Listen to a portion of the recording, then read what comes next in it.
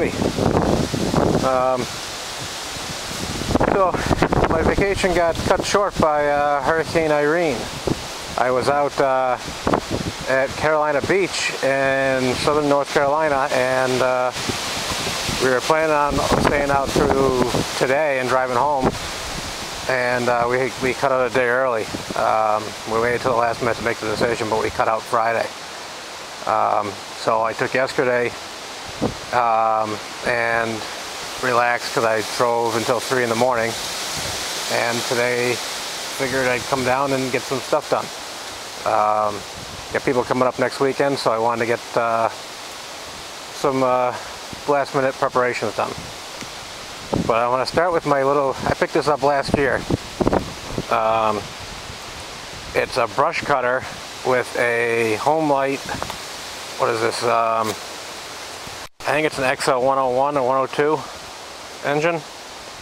I picked up a couple saws, old vintage ones, from a guy whose dad used to own a home light dealership, and yeah, I haven't used it much because I didn't have a harness, and the harness on top there, that orange thing next to the gas can, that came in the mail, and I brush cut the area around my place. And when I was gone, all the woods are nice and clean. We're having people up who are probably going to be tent camping, so my father-in-law raked a huge area of the woods. All that area up ahead. You know, probably 100 by 100. So people will have a place to tent.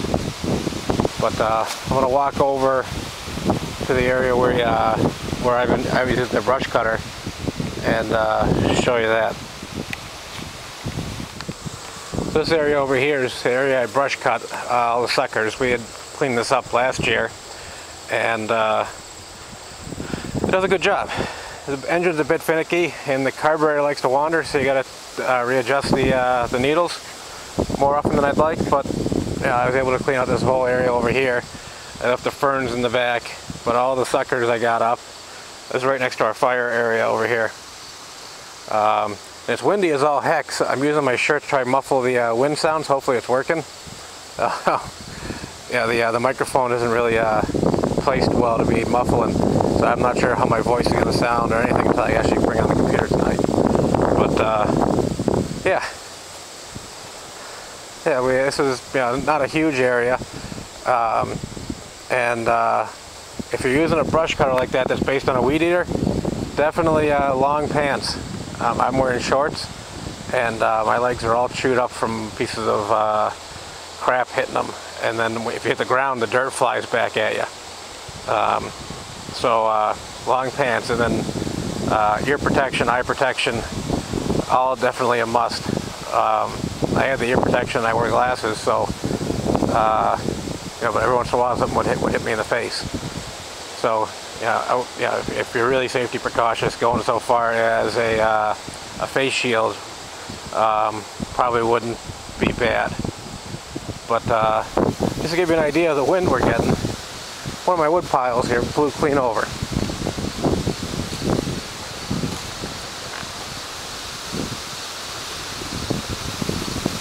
Yeah, we're getting probably 20, 30 mile an hour wind gusts right now. It's something. Other project we worked on, my father-in-law was chipping. I brush cut that area up ahead too. But we got the sink in, the drain in. So here's the outside. And for right now, I haven't buried the line. It just goes down over here. I'm going to dig out an area, fill it with wood chips, and that's going to be my greywater system. This area right here, the wood pile, is perfect for it. So it'll give me some motivation to clean this wood pile up, cut it into firewood, or drag the logs off or whatever. But I'll go inside. I mean, the inside just looks like a drain, nothing really to show. I'm gonna put a block at the bottom of this and secure it to the building. But yeah, down here. But yeah, it's a monumental day.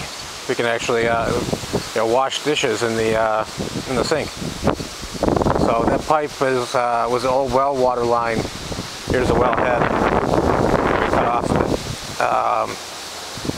And it's actually not easy to find fittings for it anymore. I guess they don't use this type of line anymore. So it took a little bit of engineering and guesswork in order to get everything to work. But yeah, I brush hog down below over here. Spent a lot of time doing brush work. That in the sink. Let me go show you the inside, even though it looks like a regular sink.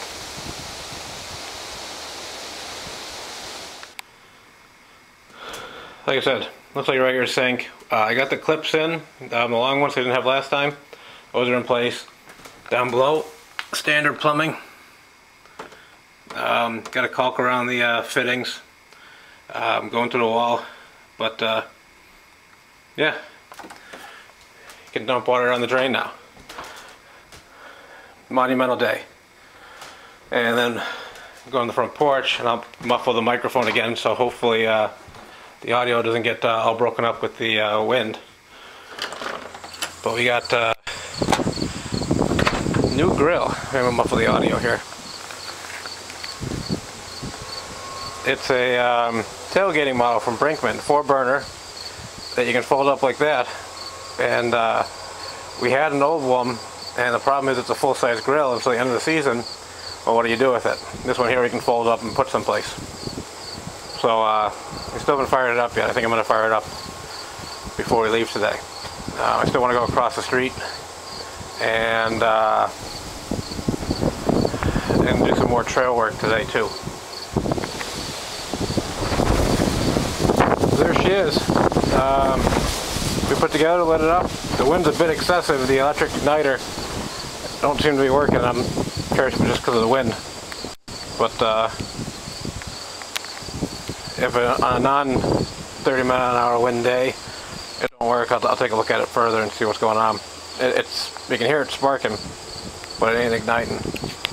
So, but like I said, it folds up when you're not using it. Came with the heavy stainless steel griddle and this sweet little unit.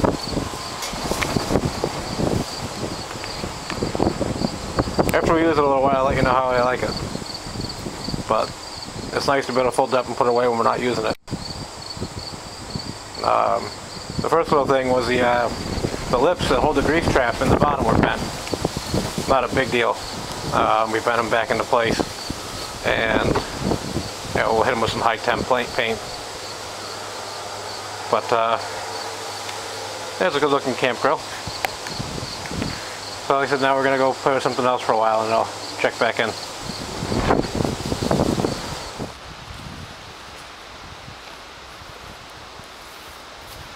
So, came across the road and cut in a new trail. This was an old trail years ago. We haven't maintained it down here. And we're having family out who, for the most part, would be city people who don't come out, don't bushwhack at all. So we got a creek that's right over in the dark area straight ahead, and figured they might want to do some creek walking, so I cut the trail back in and then cut a trail over to the side, and then cut down until I got to a down tree. Someday I want to finish this trail all the way down and reconnect it to one of our upper trails. That's on my to-do list, for the ATVs and stuff. But yeah, it's a good little rig. It's definitely homebrew. I don't know what the bottom half of it is. Yeah, I don't know what the bottom half comes from. Let me see here. Nah, it's just got a serial number on it. But he rigged up a home light chainsaw, and it was one of the older models with a manual oiler. It's still got the oil fill in the bottom. Hooked up a little bit bigger exhaust on it, and yeah, it works. It leaks gas, so sooner or later I got to seal the tank up. It's been on my to-do list for a while too. But I think if in the grand scheme of things, I spent $100 and got 3 working chainsaws in this thing. Older home lights. I keep one in the city as my city saw, and I had a couple other ones down here, but not much to look at. But I cut all this out without using the throttle at all, really. It was idling the entire time. You don't have to really rev it up. The idle is more than enough power.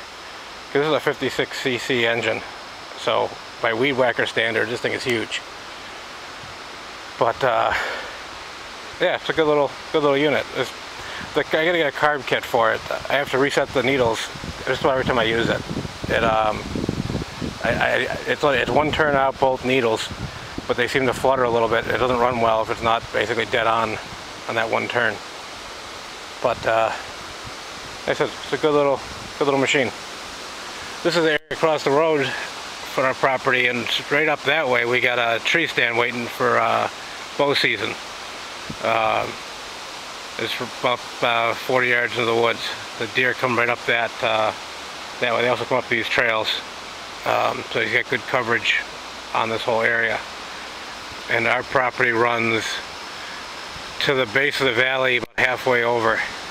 The old road back in the 30s was there, and they built a flood control dam and reservoir on our property, and moved the road higher so it wouldn't wash out so much. So there's a creek that runs out of the flood control dam down here. But it's not a very deep parcel, only about 300 feet, maybe 400 at the deepest spots. But we've got a lot of deer out here over the years.